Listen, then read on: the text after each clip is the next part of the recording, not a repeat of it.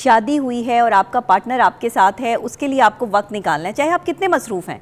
भाई आप 24 आवर्स काम कर रहे हैं, लेकिन कुछ लम्हे आपके पास ऐसे ज़रूर मौजूद होंगे जिसमें आपके पास अपने लिए स्पेसिफिक टाइम होगा।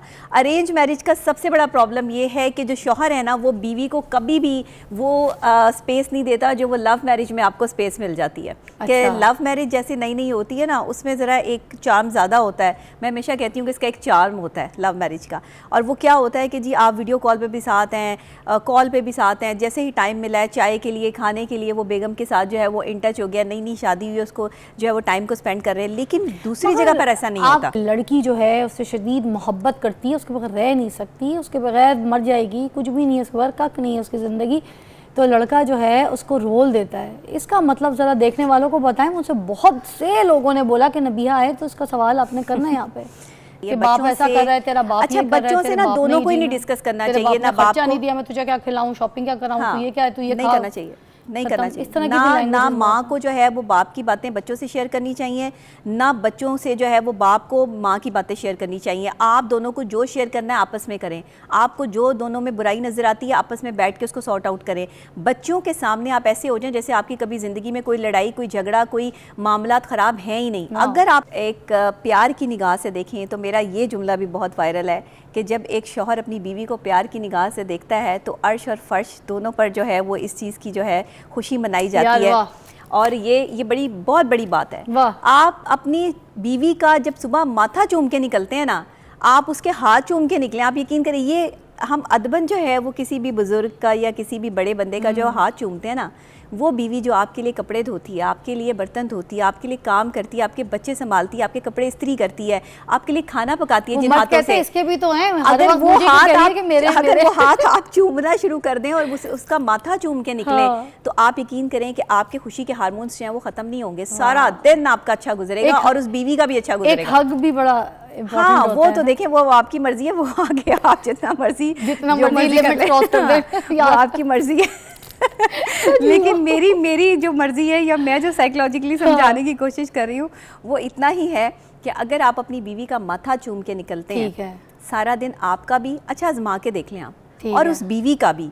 वो इसी खुशी में सारा दिन जो है वो जल्दी जल्दी सारा काम कर लेगी, अपने आप को तैयार भी करेगी, लेकिन जब उसका शौहर उसे देखेगा ही नहीं, वो सजेगी किसके लिए, किसके लिए संवरे? वो शख्स जो उसे देखना ही नहीं चाहता है, उसकी तारीफ ही नहीं करता है, उसको कहता है तू सज के भी मजे लग रही है, तो फिर वो कहां से तैयार होगी? छोटी छोटी चीजें हैं मेंटल कंपैटिबिलिटी के लिए। मैं बता देती हूँ आपको, आज हमारे पास मौजूद है, समझ गए होंगे आप, डॉक्टर नबिया अली खान सेठ। अस्सलाम वालेकुम। वालेकुम अस्सलाम, कैसी हैं आप? ठीक ठाक। मैंने कहा बताऊं कि भाई इल्म उसी बंदे से पूछना चाहिए जिसके पास रास्ता हो। जब आपके पास इल्म ही नहीं होगा, वो रास्ता क्या दिखाएंगी? असल में इल्म जहाँ होता है वहाँ नज़र आ जाता है। सूरत हाल ये है, जो लोग इल्म पे सवाल उठाते हैं उन लोगों को ये समझ लेना चाहिए कि इल्म वहीं होगा जहाँ इल्म हासिल किया होगा। बगैर हासिल किए तो कुछ भी हासिल नहीं होता। ऐसी बात है। तो हर चीज़ जिस तरह मोहब्बत हासिल करनी पड़ती है, और अपनी जो है वो गैर हासिल शुदा मोहब्बत पे इंसान सारी ज़िंदगी जो है वो तलखी का शिकार रहता है, तकलीफ़ में और अजियत में रहता है। इसी को अगर हासिल कर लिया जाए तो भी वो यही सूरत हाल जो है वो अख्तियार कर लेता है, तो हम शायद कभी भी खुश नहीं होते। लेकिन हमें अल्लाह का शुक्र अदा करना चाहिए। सुबह सुबह आपके मॉर्निंग शो में आके तो बंदा वैसे ही एनर्जेटिक हो जाता है आपकी आवाज़ सुन के, जितना एनर्जेटिक आप शो करती हैं माशाल्लाह। ये एनर्जी भी आपके अंदर ये साइकोलॉजिकली है, जाहिर है आप इस चीज़ को फील करके करती हैं, दिल से करती हैं। अल्लाह बख्शे, मेरी अम्मी मुझे कहती थी कि तुम दुनिया में जो भी काम करती हो ना, उसमें सिर्फ तुम्हारी जो है ना जो मॉर्निंग शो वाली चीज़ है, मेरी अम्मी को बहुत पसंद थी। अम्मी कहती थी तुम अपने लोगों के साथ कनेक्ट होती हो, उनके साथ उन्हीं की जैसी लगती हो। मेरे जो मुझे कमेंट्स भी मिलते हैं वो यही मिलते थे। तो बाकी किसी काम में शायद मैं कनेक्ट नहीं होती, इधर मुझे लगता है मैं कनेक्ट हो जाती हूँ। आपका दिल है ना, यहाँ दिल अटैच हुआ हुआ है, दिमाग जो है वो सारी चीजें जो है वो एक्सेप्ट कर रहा होता है। जैसे आपका दिल करता है पूरे माशरे को सुधार दिया, आपने बेड़ा लिया हुआ अपने कंधों पे। असल में ये बहुत बड़ा जिहाद है। मैं आपको सच्ची बात बताऊँ, मियाँ बीवी की मेंटल कंपैटिबिलिटी के हवाले से बात भी करना इतना सेंसिटिव टॉपिक है कि जिस पे आप कोई भी अल्फाज इस्तेमाल करेंगे, या जैसे मैंने जो है वो रिलेशनशिप के हवाले से ये काम शुरू किया है पाकिस्तान में, आप यकीन करें पाकिस्तान में नहीं, पाकिस्तान से बाहर भी बहुत सारे लोगों ने अपने रिश्ते को निभाने की कोशिशें शुरू कर दी हैं। वहाँ जहाँ पर लोग ये सोच ही नहीं सकते थे कि 20-20 साल हो गए उनकी शादी को और वो कभी एक दूसरे के लिए कंपैटिबल हो ही नहीं सकते, वो भी मुझसे रब्ता करते हैं कि हमारी गलती कहाँ पर है। अरे वाह, आज तक गलती ही नहीं समझ सके लोग। नबिया कोई बताने वाला नहीं है ना, घर में कोई नहीं बोलता, सास ससुर नहीं बोलते, कोई काउंसलिंग नहीं करता, किसी का घर खराब होता है कहते हैं हो, बल्कि और फूट आग लगा के तो उसकी तबाही कर देते हैं। मेरा सवाल ये है कि जब शादी के लिए कंपैटिबिलिटी इतनी ज़रूरी है नबिया, तो वाई कॉम्प्रोमाइज़, बाद में कॉम्प्रोमाइज़ क्यों करना पड़ता है इस कंपैटिबिलिटी के लिए? देखिए, कॉम्प्रोमाइज़ तो नहीं होना चाहिए, आपको ज़िंदगी जो है वो जीनी चाहिए।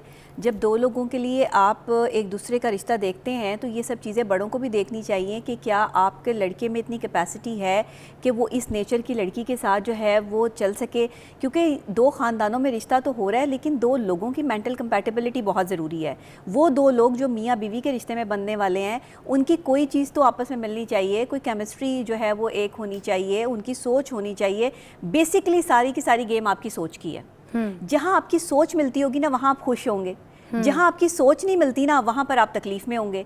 तो ये जो सोच है ना, बेसिकली हमें इस पे काम करना है, पॉजिटिव और नेगेटिव। आपके पास अभी ब्रेक के बाद आऊँगी तो मैं आपको एक जो है ना सवाल ज़रूर पूछूंगी। मेरी एक दोस्त है, उसकी भी रिसेंटली शादी हुई है, डॉक्टर है। उसकी जो हुई है ना वो अरेंज मैरिज हुई है। अब उसके 6 महीने तो गुजर गए, मगर 6 महीने में उसको ना घर, और सिर्फ सास है और बेटा है और कोई नहीं। उसको वो स्पेस नहीं मिल रही, वो she is not happy at all, because जो मियाँ बीवी की कंपेटिबिलिटी है ना वो नहीं मैच कर पा रही है। अब दोनों डॉक्टर भी हैं, दोनों की टाइमिंग भी मैच नहीं करती है और आपस में जो है ना दे आर नॉट हैप्पी, और लड़की छुप के जो है ना she is having the pills and everything so that कि प्रेगनेंसी ना हो सके। सही। तो अब ये सिचुएशंस में मियाँ को नहीं पता, मगर she is not happy, she is not ready because she is qualified doctor, so she don't want to have a baby right now।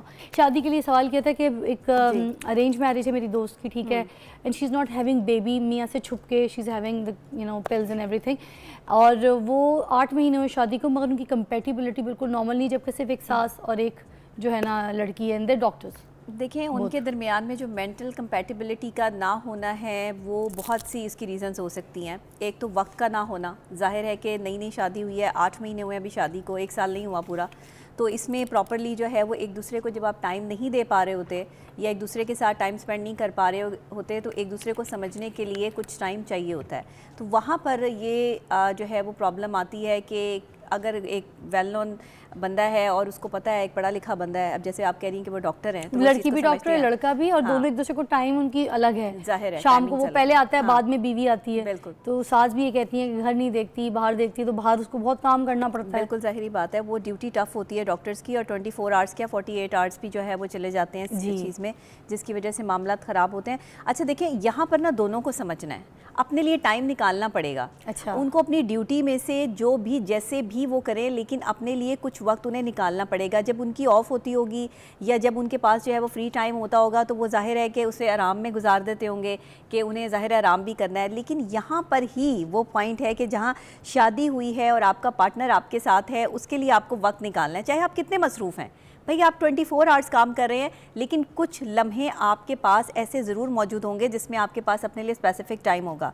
आप वीडियो कॉल पे भी इन टच रह सकते हैं, आप कॉल पे भी इन टच रह सकते हैं। ये केमिस्ट्री नहीं हो रही है ना, ये केमिस्ट्री नहीं हो सकती सकती अरेंज मैरिज में। ये बेसिकली अरेंज मैरिज का सबसे बड़ा प्रॉब्लम ये है कि जो शौहर है ना वो बीवी को कभी भी वो स्पेस नहीं देता जो वो लव मैरिज में आपको स्पेस मिल जाती है। कि लव मैरिज जैसी नई नई होती है ना, उसमें ज़रा एक चार्म ज़्यादा होता है। मैं हमेशा कहती हूँ कि इसका एक चार्म होता है लव मैरिज का, और वो क्या होता है कि जी आप वीडियो कॉल पे भी साथ हैं, कॉल पे भी साथ हैं, जैसे ही टाइम मिला है चाय के लिए, खाने के लिए, वो बेगम के साथ जो है वो इन टच हो गया, नई नई शादी हुई है, उसको जो है वो टाइम को स्पेंड कर रहे हैं। लेकिन दूसरी जगह पर ऐसा नहीं होता। आपकी इसी सवाल का मैं आप में ही सवाल करूँगी कि बाद में कैसा क्या हो जाता है। कुछ लव मैरिज भी ऐसी होती हैं जहाँ पर बड़ा टाइम लवी डवी कपल होते, 2-3 महीने के बाद पता चलता है नहीं भाई बस ठीक है इतना ही हो गया। लड़का सारी रात दोस्तों में बैठा होता है, शीशे पी रहा होता है, ड्राइवों पे जा रहा होता है, गैदरिंग कर रहा होता है, लड़की अकेले घर बैठी होती है, दोस्तियों में जाती है, कमेटी पार्टियां शुरू कर देती है।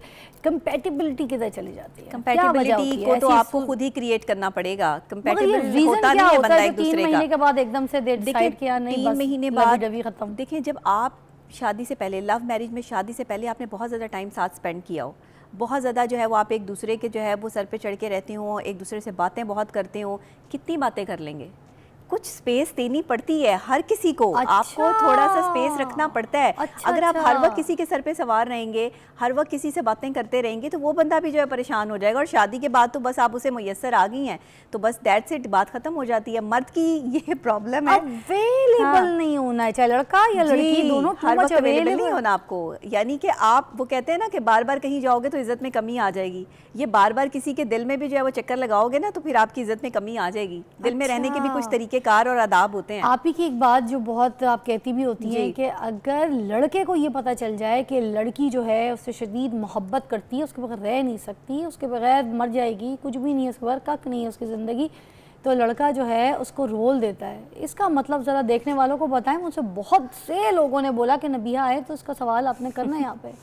देखें, ये बहुत सारे लोगों ने मुझसे भी पूछा कि ये कैसे होता है। अगर आप अपनी ज़िंदगी का मुवाजना करें, मैं हमेशा बात करती हूँ जो ज़्यादा होता है आपके माशरे में ज़्यादा हो रहा होता है, यहाँ पे मर्द की ये फितरत है कि जो चीज़ उसे मुयस्सर आ जाती है ना, वो उसे बिल्कुल ऐसे कर देता है जैसे उसकी ज़िंदगी में उसकी कोई वैल्यू ही नहीं है। और ख़ास तौर पे औरत की मोहब्बत को वो संभाल के रखना चाहता है, लेकिन हमेशा औरत को ये बॉदर करवाता है, औरत को ये बताता है कि तुम्हारी मोहब्बत मेरे लिए उतनी इंपॉर्टेंट नहीं है, दैट्स इट, तुम करती हो मोहब्बत अच्छी बात है, लेकिन उसके बगैर रह नहीं सकता।